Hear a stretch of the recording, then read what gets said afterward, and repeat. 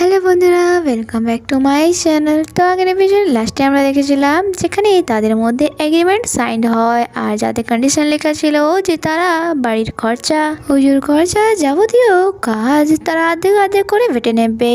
এরপর হং একটি রুমের সামনে গিয়ে বলে, আমি আজ থেকে এই রুমে থাকবো, তোমার কিছু বলার আছে? সেও কিছু বলে না, বাট যখন হং ভেতরে যায় সে বুঝতে পারে এটা সেই রুম ছিল যা যা হিউজুনের সিস্টার দেওয়ার জন্য রেডি করেছিল।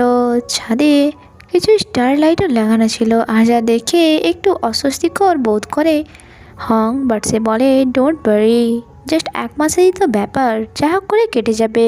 আর বাইরে হিউজুন যে বলছিল একবার আমাকে এই জবটা পেতে দাও, আমি ভালো করে স্টেবল হয়ে যাই, তারপর আমি তোমাকে বাসা থেকে বের করে দেবো। অ্যান্ড দরজায় গিয়ে নক করে। হং বাইরে এলে এসে তাকে বলে জাস্ট এক মাস, এটা যেন মনে থাকে। সে বলে হ্যাঁ হ্যাঁ, এমনিতেও আমার এখানে থাকার ইচ্ছা নেই, এক মাস কমপ্লিট হলেই আমি এখান থেকে চলে যাব, তখন তুমি আমার যতই পায়ে ধরে করো না কেন আমি এখানে থাকবো না। হিউজুন বলে আমি জবে চলে যাব, আর তুমিও যদি চলে যাও তাহলে উঁচু দেখাশোনা কে করবে। নেক্সট ডে হং অফিসে গিয়ে তার বসের কাছে রিকোয়েস্ট করছিল যে আমাকে এক মাসের জন্য ছুটি দিয়ে দিন, বাট তার বস তো রাজি হচ্ছিল না। সে বলে প্যারেন্টাল ছুটি দিয়ে দিন। সে বলে বাট তোমার তো কোনো বেবি নেই। সে বলে অফিসের সিভিতে লেখা নেই, বাট আমার কাছে বেবি আছে, আর এমনিতেও আপনি যখন ছুটিতে ছিলেন আপনার সমস্ত কাজ আমি সামলেছি, আর আমি অনেক দিন থেকে ছুটিও নিইনি, তাই প্লিজ আমাকে এক মাসের জন্য লিভ দিয়ে দিন। তার বস রাজি হচ্ছিলই না, অ্যান্ড সে তার সামনে একটি কন্ডিশন রাখে, আমাদের যে ফটোগ্রাফার সে ছুটি নিয়েছে, আর আমি চাই তুমি একদিনের জন্য ফটোশ্যুট করে দাও, যদি তুমি এটা করতে পারো তাহলে আমি তোমাকে ছুটি দিয়ে দেবো। বেচারা হং সে ভেবেছিল সে আর কখনো ক্যামেরা হাতে তুলবে না। 3 বছর আগে যখন লাস্টবার তার বড় ভাইয়ের সাথে দেখা হয়েছিল, সে বাসায় এসে তার সমস্ত ক্যামেরা একটি বক্সে প্যাক করে দিয়েছিল, বাট সত্যি পরিস্থিতি মানুষকে কি না করায়, ওয়েল সে সেটা ঠিক করে অ্যান্ড ফটোশ্যুট করা শুরু করে। আর এই হোটেলেই আমাদেরকে আর একটি নিউ ক্যারেক্টারের সাথে ইন্ট্রোডিউস করানো হয় যে ছিল ফিল্ম ইন্ডাস্ট্রি প্লুটোর সিইও, অ্যান্ড তার সাথে যে পার্সন আছে তাকে আমাদেরকে ম্যানেজার হিসেবে দেখানো এখানে, বাট সে তার হাজব্যান্ড ছিল। মূলত এই সিইও যার নাম জিমুচি ছিল সে অ্যাসিস্ট্যান্ট রাখতে পছন্দ করতো না, তাই তার হাজব্যান্ডকে সে ম্যানেজার বানিয়ে রেখেছে। তার ম্যানেজার একটু রেগে বলে আপনি এখানে কেন ঘুমিয়ে গিয়েছিলেন, আমি সমস্ত লোকেদের খুঁজে নিয়ে আসি, তারপর জায়গাও আমি ঠিক করি। জিমিচু বলে এভাবে চলবে না, তোমাকে নতুন কোনো জায়গায় খুঁজতে হবে যা অনেক বেশি dressy and cool trendy vibes দিবে, এমন কোনো জায়গা। এটা বলে সে তো সেখান থেকে চলে যায়, বাট ম্যানেজার একটু রেখে বলে আমি তোমাকে 500-রও বেশি হোটেল দেখিয়েছি, তার মধ্যেও যদি না তোমার পছন্দ হয় তাহলে আমি কি করব। তারপর সে সমস্ত জিনিস নিয়ে তার হোটেল রুম দিয়ে যাচ্ছিল, অ্যান্ড কলে কাউকে বলছিল কোনো একটি ভালো হোটেল খোঁজো যা অনেক বেশি ট্রেসি অ্যান্ড ট্রেন্ডি ভাইবস দেবে। তখনই ওই হোটেলে এসে কাউকে কথা বলতে শোনে যে বলছিল দেখো একদম dressy cool and trendy vibes দিচ্ছে, অ্যান্ড ম্যানেজার তাকে লুকিয়ে লুকিয়ে দেখছিল। আর যা হং যখন নোটিস করে সে ভয় পেয়ে যায়। ম্যানেজার বল আমি তোমাকে ভয় দেখাতে চাইনি, অ্যাকচুয়ালি আমি জিমিজুর আন্ডারে কাজ করি, তুমি যদি ফটোশ্যুট করতে চাও তাহলে এই নাম্বারে কন্ট্যাক্ট করো, অ্যান্ড তাকে একটি কার্ড ধরিয়ে সেখান থেকে চলে যায়। আর বাসাতে ইউনজুন যে ওজুর খাওয়ার টাইম টেবিল বানাচ্ছিল, আর তাকে কখন মেডিসিন দিতে হবে, কোন দিন তাকে ডাক্তার দেখাতে নিয়ে যেতে হবে, এই সব কিছুর। আর ওজুকে বলে যখন আমি জবে যাব তুমি তোমার আঙ্কেলকে বেশি বিরক্ত করো না অ্যান্ড ভালো ছেলের মতো ব্যবহার করবে। অজু হেসে তার দিকে দেখে। নাইটে যখন হং বাসায় ফিরে তার ম্যানেজারের কথাই মনে পড়ে, যখন সে তার ফটোগুলি দেখে বলছিল তোমার ফটোগুলি আমার অনেক বেশি ভালো লেগেছে, আমি কিনতে চাই এটা। প্লুটো ফিল্ম ইন্ডাস্ট্রির সিইও জিমিচির আন্ডারে, আর একদিনের কাজ করা পারিশ্রমিক আমি তোমায় 100 মিলিয়ন দেব। তখনই তার রুমে হিউনজুন চলে আসে, যাকে দেখে হং বলে এত দরজা এসে নক করো না, শেষমেশ দেখা যাবে দরজাটাই ভেঙে গিয়েছে। সে বলে তুমি তো বলেছিলে। এরপর আমরা তার দুজনকে লিভিং রুমে দেখি, সেখানে হিউনজুন তাকে ওই রুটিনটি দেখাচ্ছিল যা সে ওজুর ডেলি রুটিন হিসেবে তৈরি করেছিল। হিউনজুন বলে এটা ভালো করে পড়ে নিও আর ডেলি আপডেট আমাকে পাঠাতে থাকবে, কারণ আমি তোমার উপর বিশ্বাস করতে পারবো না, ওই দিন তুমি তাকে ketchup and chocolate খাইয়েছিলে।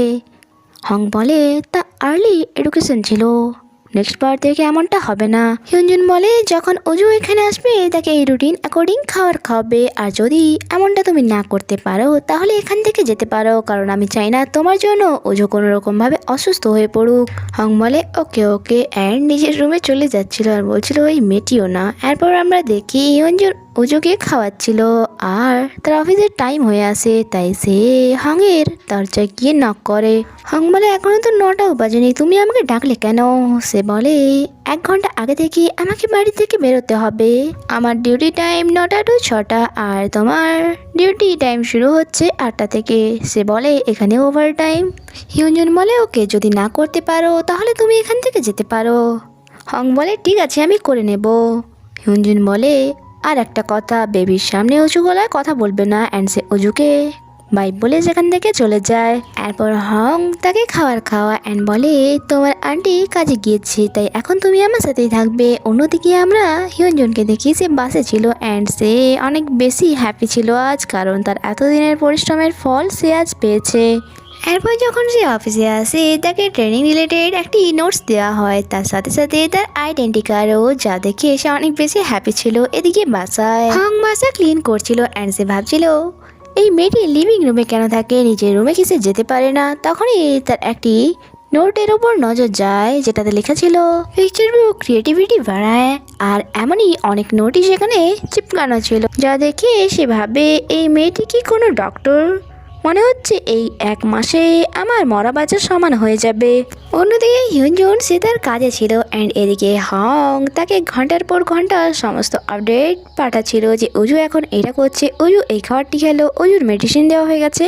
R Hong অজুকে শেখায় যে কোনটা কোনটা করা বারণ আর কোনটার জন্য তাকে ধৈর্য ধরতে হবে।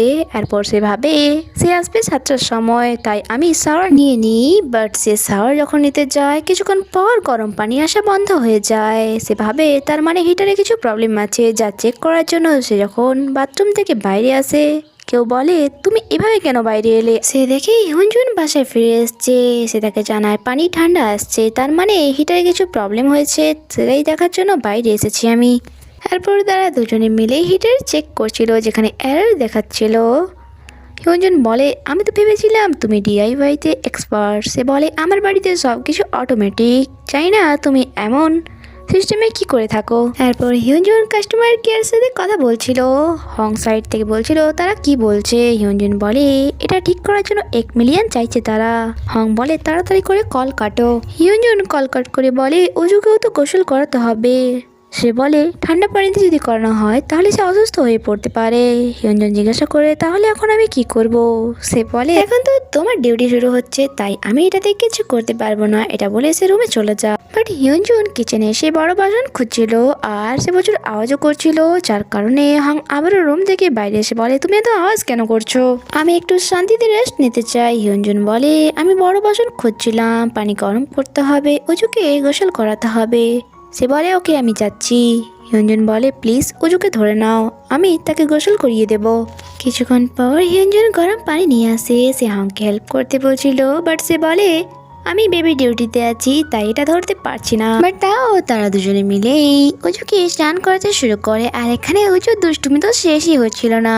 সে সাবুন পানি নিয়ে তাদের দুজনের চোখেই ছিটিয়ে দেয় আর তারা যে কোনোভাবে তাকে স্নান করায়। এরপর হিউনজুন তাকে কথা শোনাচ্ছিল যে তুমি যদি বেবিকে ঠিক করে ধরতে তাহলে অনেক আগেই তার স্নান কমপ্লিট হয়ে যেত।